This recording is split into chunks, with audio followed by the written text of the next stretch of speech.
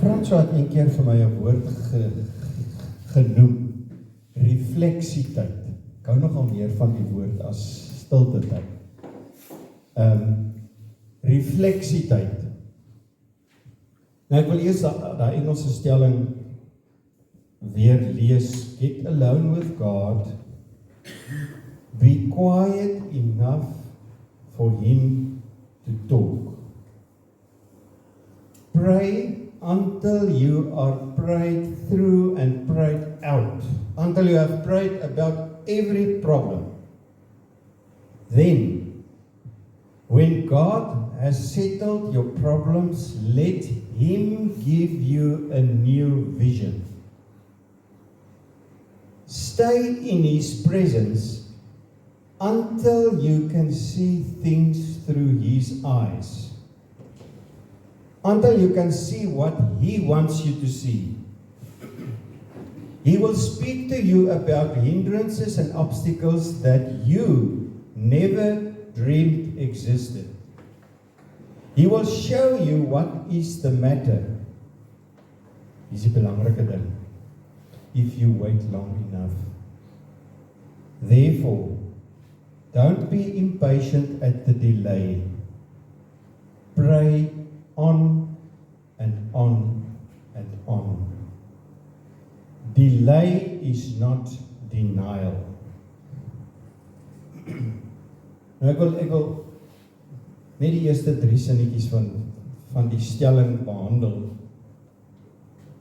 Iemand het een keer geskryf, when the request is wrong, God says no. When the time is wrong, God says slow. When the person is wrong, God says grow. And when the request and time and person is right, God says go. Nou, get alone with God.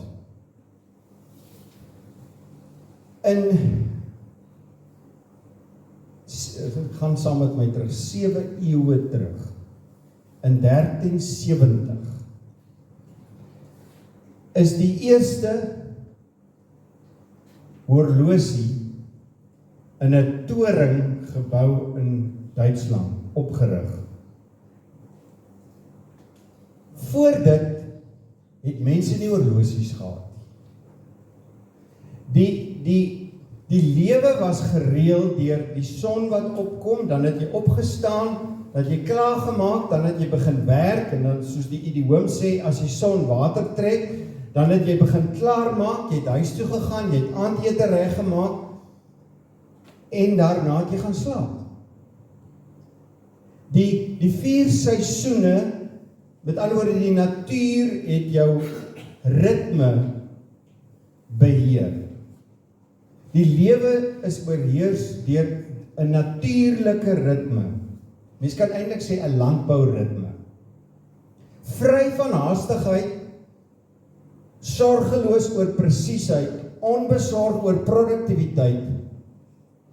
As die son ondergaan, dan is jy klaar vir die dag. Baie interessant, ons lees mos nou die Nuwe Testament die week, die maand of die maande, het ek weer agtergekom, het jy ooit gewonder, as Jesus stories vertel, gebruik hy landbou voorbeelde.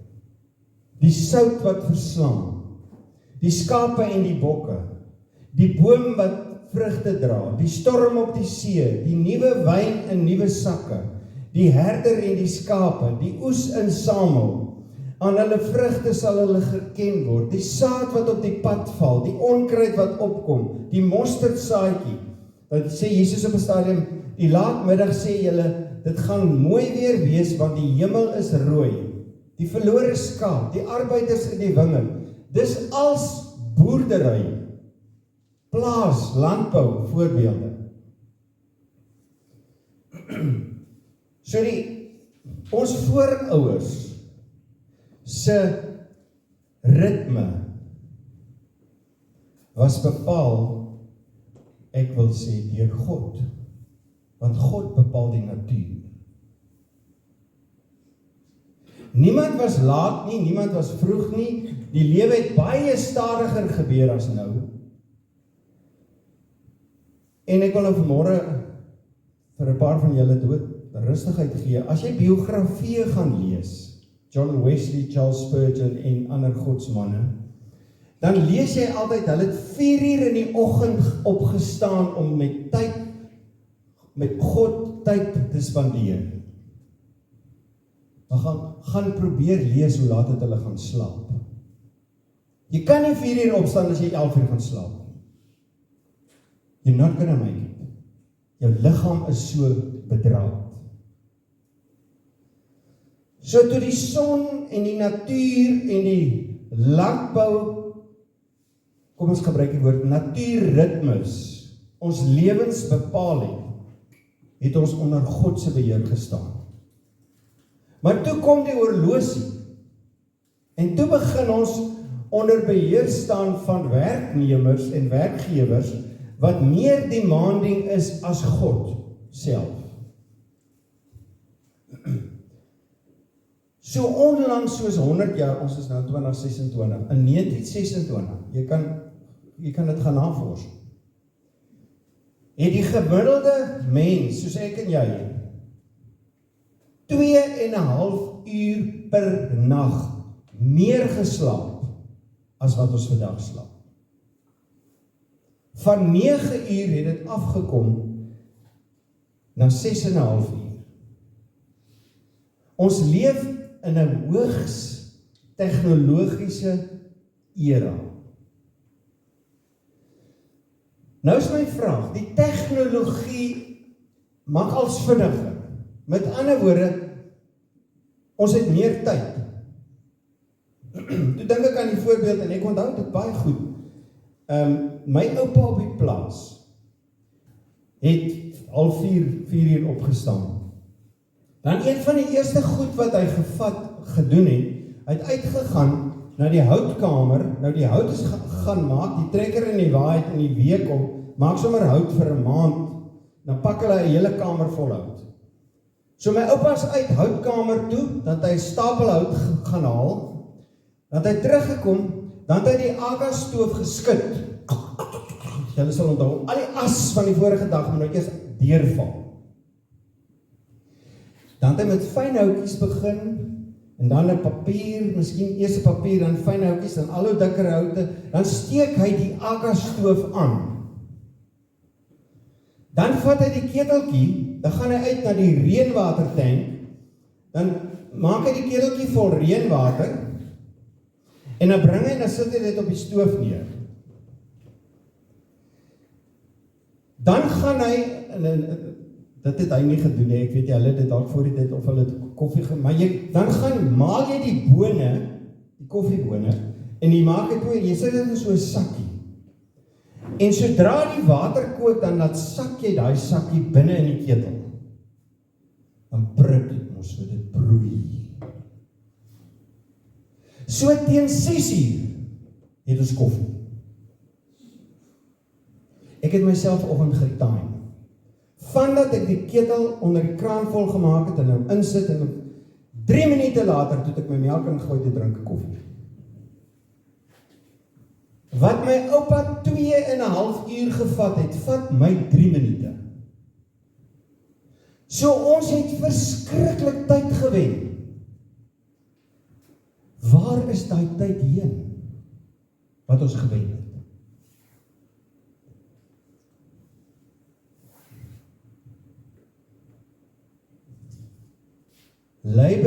Labor saving devices really do save us time. Skryf iemand. So where did all that time go? Answer, we spend it on other things. Surf die net, luister YouTube, Netflix.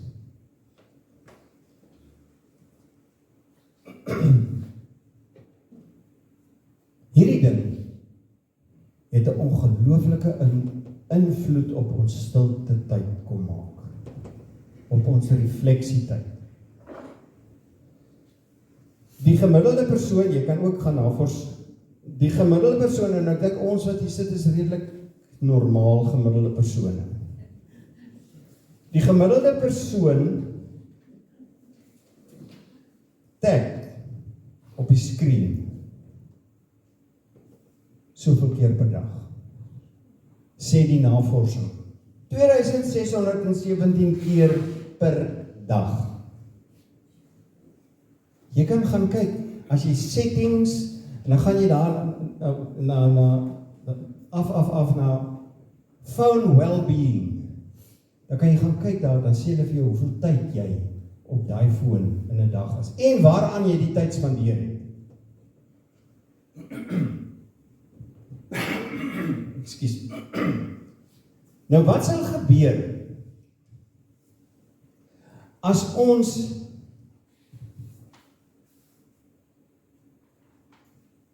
dit met die woord doen?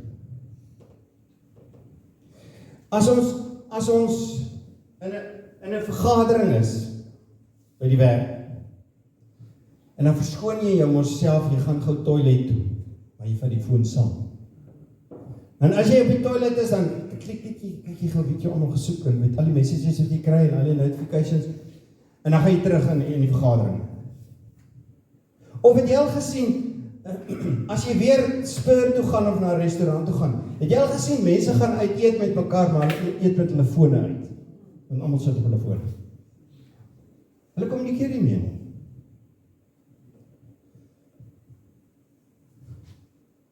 Wat sal gebeur as ons 2617, kom ons sê 2 keer per dag, hierheen gaan? Iemand het so mooi gesê, ons hoef nie bekommerd te wees nie. Jesus is nooit disconnected nie. Hy het unlimited credit, geen oproepe word afgesny nie, die battery word nie pap nie, en jy word glad nie gecharged daarvoor nie. It's free. So hier is my probleem. Corrie ten Boom het gesê, if the devil can't make you sin, he'll make you busy. Jesus het duidelik, toe hy gevra is, waarin sal hy hierdie boek opsom? Wat is die belangrikste? En toe sê hy, liefde vir God, liefde vir jou naaste, soos jouself. Maar liefde vra tyd. Liefde vir God vra tyd, en haastige, besige mense het die tyd. Dis soos olie en water. Hurry and love is incompatible. Hurry and love are oil and water. They simply do not mix. Nou luister hierdie Engelse stelling. My Engelse juffrou sal weer baie kry en voel oor my vandag. To walk with Jesus is to walk slow. Unhurried pace. Hurry is the death of prayer.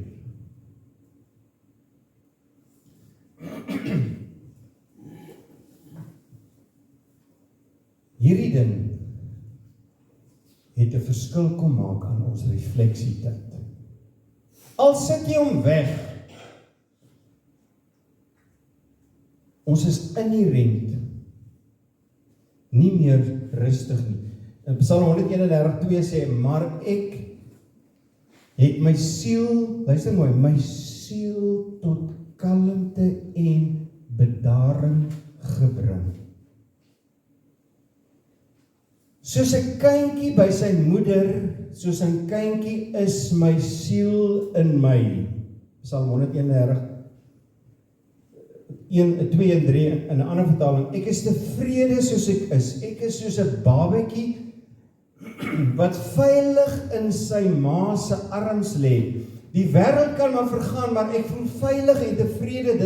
Dit gebeur as jy op die Here vertrou.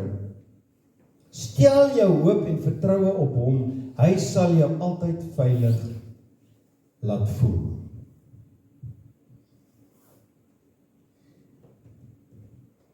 Ek het een keer Duitsland toe gevlieg. Om een of ander dom rede, jy kan ons vooraf jou seat pre-boek. Pre-boek ek my seat daar, Frans, volgende keer sal ek jou raad vra. Daar so 'n muurtjie, en as die toilette langs het, daar's 'n bietjie meer spasie. Maar al die mammas met babas sit daar. Want hulle bring vir die mamma so 'n kot wat jy daar inhaak en dan kan die babatjie nou slaap. En die nag is daar 'n babatjie wat nie wil slaap. En hy skree. En hoe meer die baba skree, hoe senuweeagtig geraak die ma. Want hier sit ek wil sê 'n kerk vol mense wat geïrriteerd is. Dis nag, die ligte is af, ons is klaar geëet. Maar niemand kan slaap nie want hierdie baba gil. En hoe meer die baba gil, hoe senuweeagtig. Ek sit langs die ma. Ek kan sien sy is opgetens. Later sê ek vir haar, gee die baba vir my. Ek sal nie wegloop met jou kind nie. Gee hom net 'n bietjie vir my, ek gaan nie afstap. Ek vat die baba, ek druk hom teen my hart vas. 'n Baba voel aan.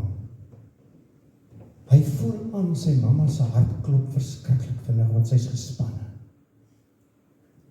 En hy voel aan, hierdie oom se hart klop amper nie. Ek was nie agter in die vliegtuig nie. Dus die baba doodstil. En ek het 'n paar keer op en af geloop. En dan kom ek terug. En toe is die ma ook kalm. Toe sit ons die babatjie terug. En hy slaap. En weet jy wat? Dis wat ons met God, of God met ons wil doen. Ons moet op sy skoot gaan sit. En God se hartklop is stadiger as ons. En hy moet ons vasdruk. En ons hartklop moet afkoel. Stadiger. Totdat dit gesinkroniseer is. Gealign is. Met God se hart. Get alone with God. Tweedens, be quiet enough for him to talk. Net gou dit tog oor die vlug sê. Toe ek in Duitsland land, toe vlieg ek daarvan in Amerika toe upgrade hulle my eerste klas. Beloof julle. Weet jy of dit daaroor was nie? Maar ek dink hulle het gesien. Maar okay. Be quiet enough for him to talk. Dis ons probleem. Dit kom ek lees eers gou 2-3 skrifte. As jy bid, Jesus se woorde, gaan na jou kamer, maak die kamer toe, die deur toe. Wat beteken, in daai jare het beteken, maak die deur toe, maar vandag beteken, maak alle deure na enige tegnologie en sosiale media toe. En dan bid jy tot jou Vader wat jy nie kan sien nie, en jou Vader wat sien wat verborge is, sal jou beloon. Jesus, Markus 1:35, vroeg in die oggend, nog stikdonker, ander vertaling sê, nog diep in die nag, het hy opgestaan, buitentoe gegaan, na 'n verlate plek, en daar het hy gebid. Psalm 16, ek het die Here altyd by my, omdat hy by my is, sal ek nie struikel nie. Daarom is ek bly en juig ek en voel ek my veilig. U leer my hoe om te lewe, by u is daar oorvloedige blydskap. Uit u hand kom net wat mooi is. Is dit so mooi, Psalm 1. dit gaan goed met die mens, wat nie die raad van goddelose volg nie, nie met sondaars omgaan nie, nie met ligsinnige saamspan nie, maar in die woord van die Here vreugde vind. En dit dag en nag oordink. Want hy is soos 'n boom wat by waterstroom, weer landbou, landbou byvoorbeeld. Hy is soos 'n boom wat by waterstrome geplant is, wat op die regte tyd vrugte dra, en waarvan die blare nie verdroog nie. Hy is voorspoedig in alles wat hy aanpak. Ek dink, ek het gister vir iemand gesê, 'n vriend van my van Australië wat hier was, en hy vlieg oormôre terug Australië toe. Toe sê ek vir hom, ons het baie gepraat, want hy het die hele paar dae by ons gebly. Toe sê ek vir hom, kom ek som ons al ons gesprekke met 2 dinge op. Daar's 2, Christene het 2 probleme. Nommer 1 is gedagtebeheer. Ons vat dit hier vas nie. En nommer 2 is ons hardloop. Ons hardloop deur die lewe. En God hardloop nie saam. En daarom maak ons stelling soos, ek hoor nie die Here nie. Daar's 'n storieetjie van 'n Engelsman wat Afrika toe gekom het, ook, kom ons sê 100 jaar terug, en toe moet hy nou 'n klomp goed skuif, na waar hy aangekom het in Kenia, en hy huur 'n klomp van die paar swartes wat van die goed dra, nou hulle, in die eerste dag sit hulle 'n lang stuk in, en hulle kom hy aand aan, en hulle maak vuurtjie, en hulle maak kos, en die volgende oggend vroeg is hy op, en hy maak hulle wakker, elke ou moet weer sy pak vat. Sê hulle, ons siel het nog nie bygekom nie. Ons wag vir ons siele om by te kom. Hastigheid, ek wil gou, miskien tik jouself af as jy tussen 5 en 10 op al hierdie goed wat ek jou nou gaan sê, dan moet jy iets daaraan doen.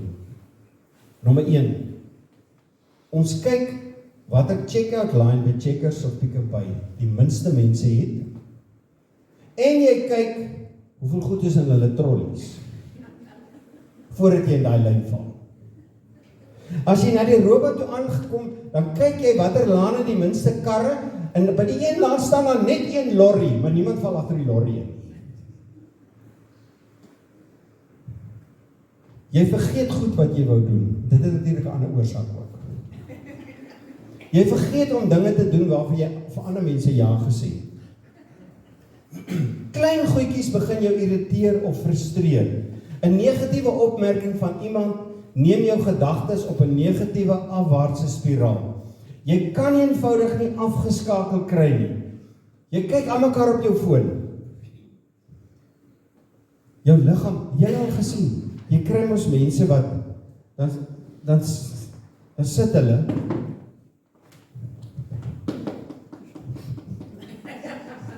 jy kry sulke mense. Hulle kan nie stil sit nie. Jy weet nie hoe om te stop nie. En as jy na werk by die huis kom, dan kry jou huismense die moeg en geïrriteerde en fyngevoelige weergawe van jou. You feel disconnected from your identity and calling. Alles is dringend. Alles moet vandag gedoen word. Elke dag het net te min ure. Jy kry nie genoeg oefening, genoeg rus en gesonde kos nie. Jy blaai ure en ure deur sosiale media platforms. Jy vind jouself soms vasgevang in 'n negatiewe denksiklus. Stilte tyd, Bybel lees en kerkbywoning het 'n las geword.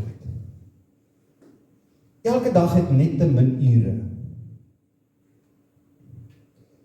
Jy kry nie, nommer 19, in plaas van 'n uur of meer spandeer aan jou verhouding met God, sit jy 'n uur of 2 of 3 met flieks en YouTube en seepies. Jy mis die mooi momente in die lewe, want jy gaan te haastig daaroor.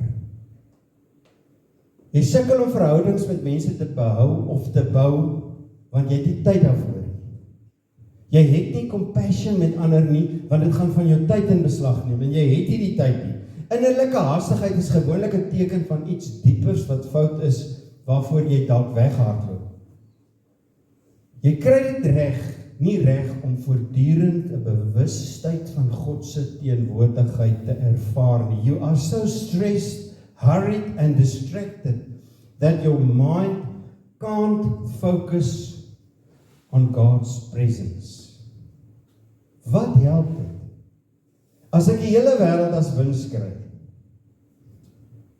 maar ek mis die lewe. Markus 8, vra eers jouself die volgende vraag. Wat help dit as al die skatte in die wêreld joune is, maar daar's nie vir jou plek by God nie? 'n Mens kan nie vir jou 'n plek by God koop met geld van die wêreld nie. Hy laat my rus in groen weivelde. Is dit nie mooi wat Dawid sê nie? Hy bring my by waters waar daar vrede is.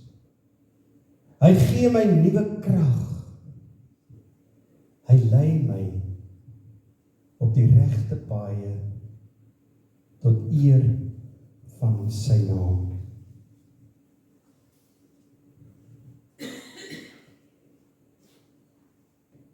Time alone isn't loneliness. It is where strength is built. So nommer 1, get alone with God. Nommer 2, be quiet enough for Him to talk. Nommer 3, pray. Maar nou, ek wil vinnig nog twee voorbeelde noem en dan wil ek 'n oefeningkie met julle doen. 'n Ou Testament en 'n Nuwe Testament voorbeeld. In 2 Kronieke 20 kom daar 'n klomp, die Moabiete, die Ammoniete, die Meuniete kom teen die Israeliete oorlog maak. Josafat is bang.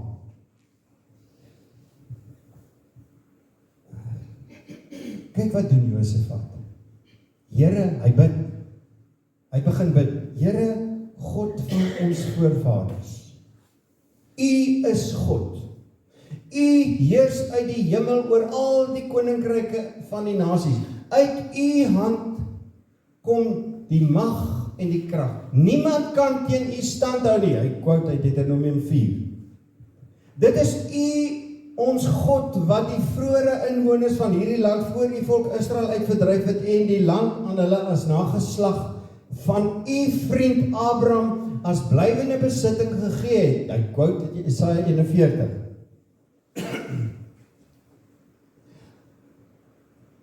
Is dit nie interessant? Hy kom in by sy broer. Hy begin nie deur te sê, Here, hier's 3 volke. Hulle gaan oorlog teen ons maak. Dis nie waar hy begin. Ons begin by ons probleem. Ons moet by God begin. Ons moet God herinner hoe hy ons al in sulke probleme gehelp het. Want dis wat Josafat hier doen. Dan sê hy, vers 9, as u 'n ramp oor ons bring, of 'n oorlog om ons te straf, of pes of hongersnood, sal ons voor hierdie tempel kom staan. Hy quote uit 1 Konings 8. En weet jy wat? As ons so begin bid, ek wil jou uitdaag, om in jou stilte tyd, gaan maak 'n bietjie notas, quote Bybeltekste, hoe die Here al met jou gepraat het, hoe hy al vir jou deurgekom het, en as jy weer in 'n probleem kom, dan herinner jy die Here eers aan al die goed wat hy al vir jou gedoen het.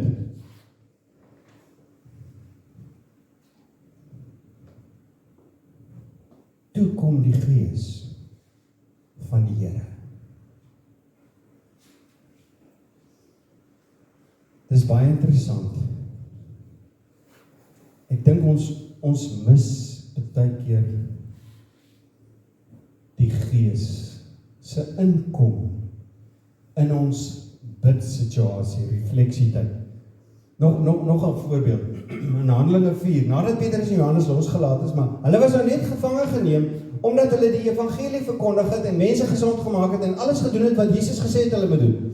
Nadat hulle losgelaat is, het hulle na die medegelowiges toe gegaan en vir hulle vertel wat die priesterhoofde en familiehoofde alles vir hulle gesê het. Toe hulle dit hoor, het hulle almal saam, hulle hou toe 'n bid hier. Hulle het 'n bid hier begin hou. En wat sê, waar begin hulle bid hier? Here, dis U wat die hemel en die aarde en die see en alles wat daar is gemaak het. U het deur die Heilige Gees by monde van ons voorvader, hulle gaan maak ook 'n draai by Dawid, soos Josef had. Josef het by Abraham gedraai. U dienaar gesê het, waarom het die nasies te kere gegaan en die volke sinnelose planne beraam? Die konings van die aarde het in opstand gekom en die heersers het saamgespan teen die Here en teen sy gesalfde, Psalm 2. En dan quote uit Jesaja 61. Dit is wat werklik in hierdie stad gebeur, Here. So hulle skets eers vir God die probleem in God se terme. En dan sê hulle vir God, maar dis dieselfde probleme hier. Maar weet jy wat?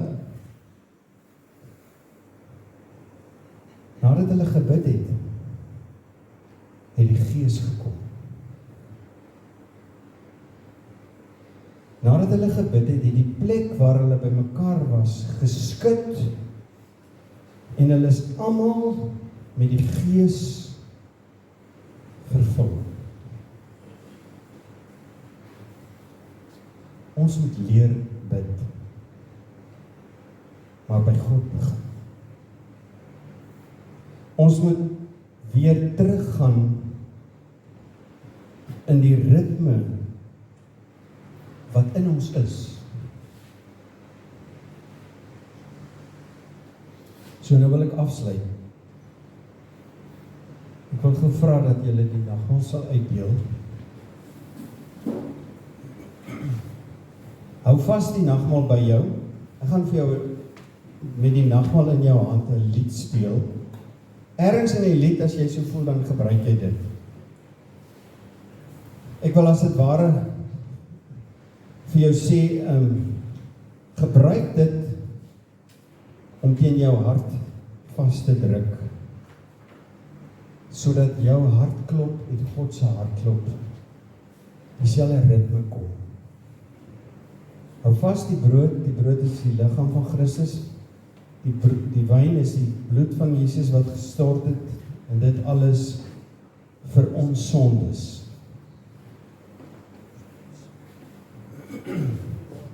En ergens as ons aan die einde van die lied kom en jy het nog nie, dan gaan ek sommer so 'n tydjie gee vir stil gebed, as jy die nagmaal dan eers wil gebruik.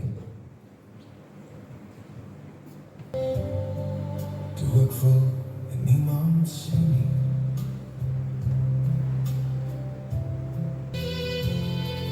die genade hou my vas. Here Jesus,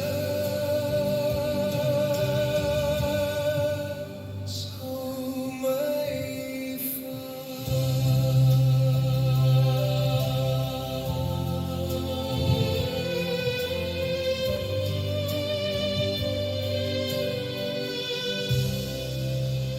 Kom ons neem die tyd vir stil gebed.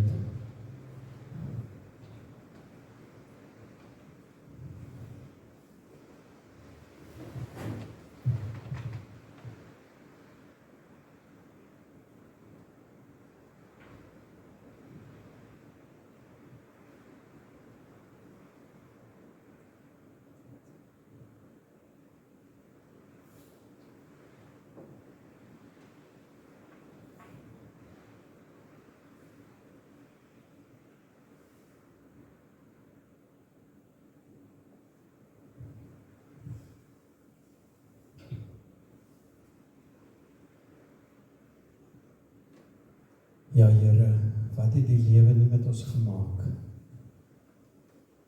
Deur ons aan te jaag. En ons so min tyd het om op die skoot te sit,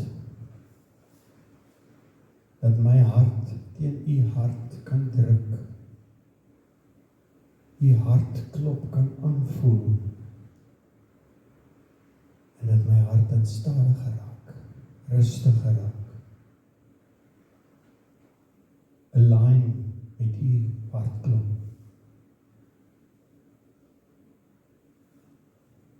asseblief Here, leer ons weer die kuns